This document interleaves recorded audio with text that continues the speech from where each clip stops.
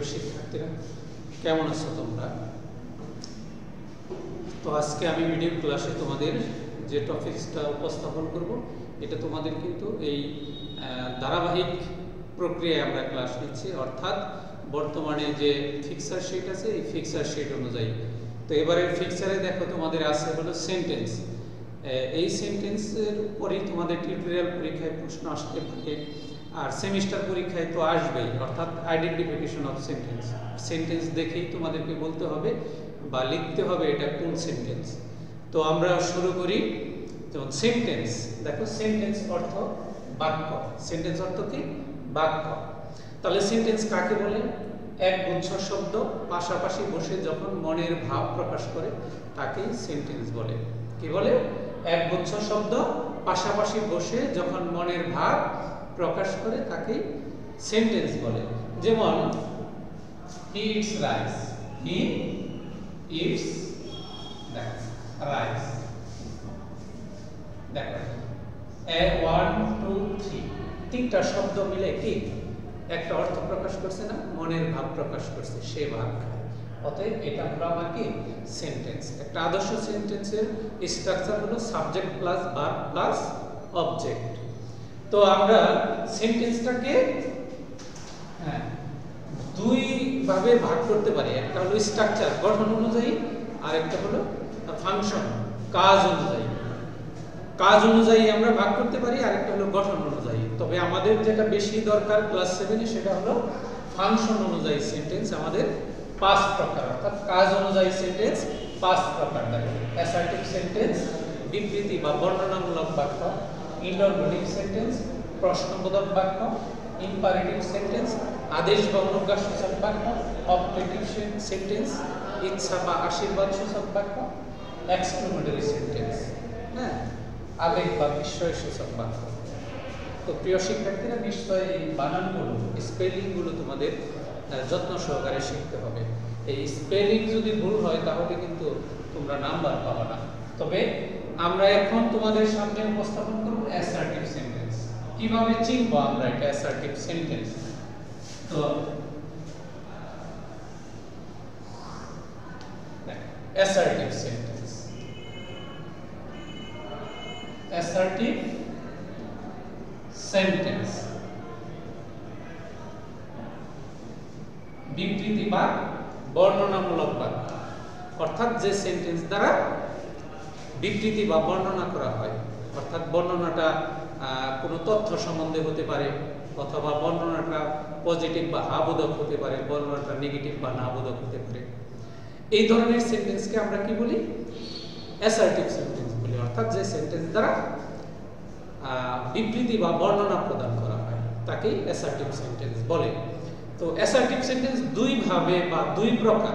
একটা হলো affirmative sentence, negative sentence, হাবোধক বর্ণনা, নাবোধক বর্ণনা।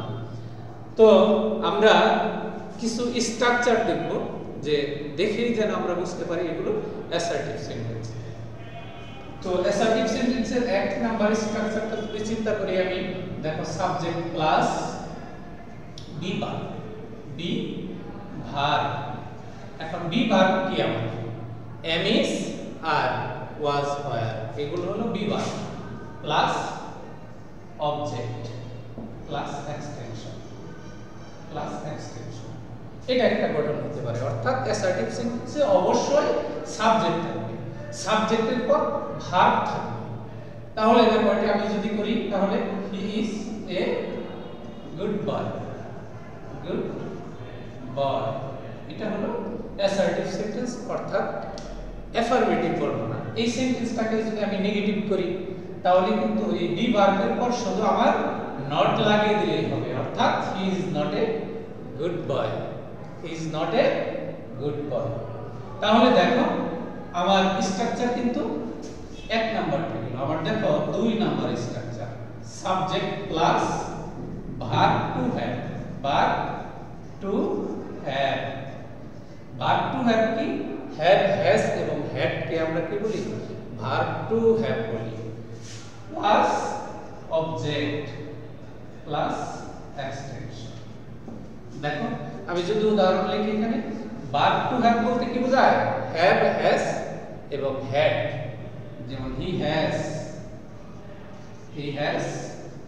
A pen.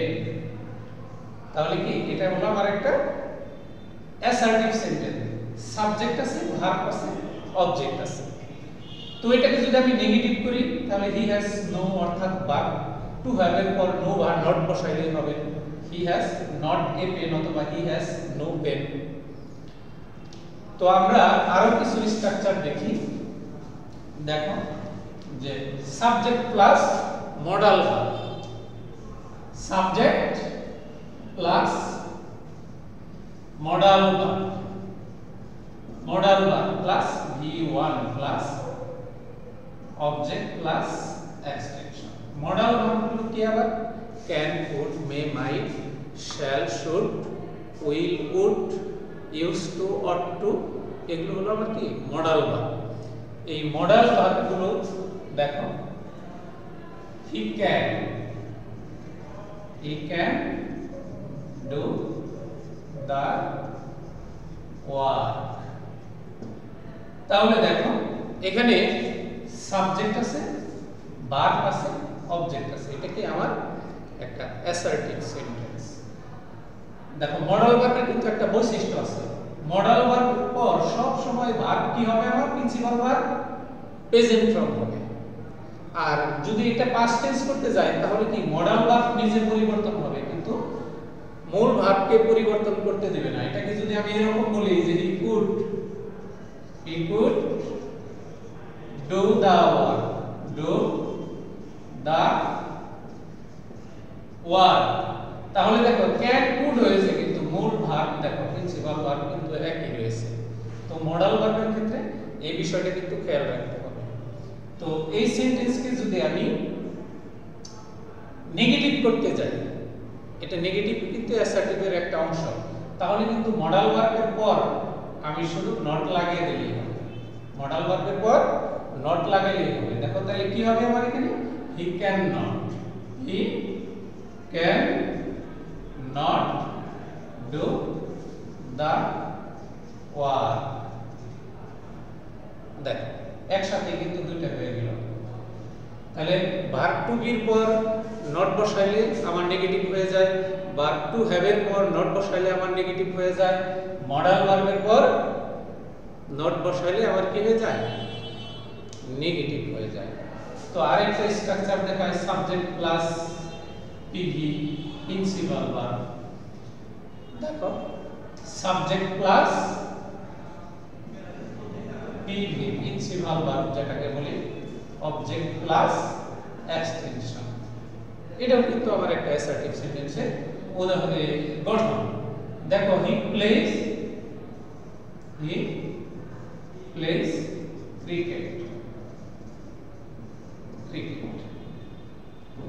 এটা কিন্তু অ্যাসার্টিভ সেন্টেন্স। দেখো সাবজেক্ট আছে, ভার্ব আছে, শর্ত হলো সাবজেক্ট এবং ভার্ব থাকলে সেটা কি অ্যাসার্টিভ সেন্টেন্স।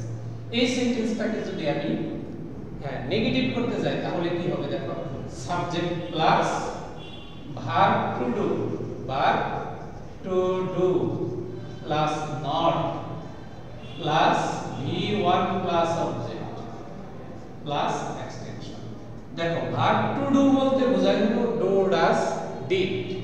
তাহলে এই সেন্টেন্সটাকে যদি আমি নেগেটিভ করতে যাই তাহলে কি হবে? দেখো হি অর্থাৎ থার্ড পারসন সিঙ্গুলার নাম্বার, ভার্বের শেষে কি আছে? এস আছে, তাহলে কি হবে? ডাজ, তারপরে কি বসবে?